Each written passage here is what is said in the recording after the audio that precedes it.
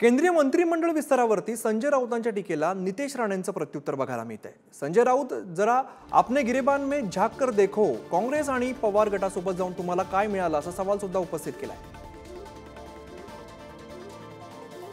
केंद्रीय मंत्रिमंडळ विस्तारावरती संजय राऊतांच्या टीकेला नितेश राणेंचं हे प्रत्युत्तर बघायला मिळतंय। अजित पवारांच्या वाट्याला तर भोपळा आहे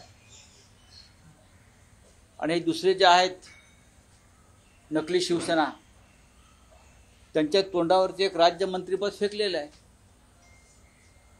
अर्थात आयुष्यभर जर कोणी गुलामीच करायचं ठरवलं असेल आणि या गुलामांना वापरून महाराष्ट्राचा स्वाभिमान अभिमान हा पायदळी तुडवायचं ठरवलं असेल ईस्ट इंडिया कंपनी गुजरातने, तर हे तुडून घ्यायला तयार असतील ते स्वतःला तुडून घेत आहेत। त्यांना काही मिळणार नाही।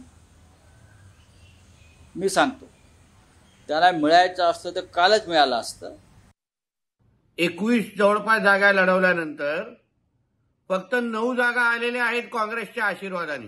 म्हणून शिवसेनेला काय भेटलं, अजितदादांना काय भेटलं आणि कोण कोणाला वापर करतो हे बोलण्यापेक्षा तुला आणि तुझ्या मालकाला कटोरा घेऊन जे आता 10 जनपदच्या फेऱ्या मारायला लागणार आहेत त्याबद्दल थोडा विचार कर आणि मग कोणाला काय भेटलं काय नाही भेटलं ह्याचा हिशोब घालत बस।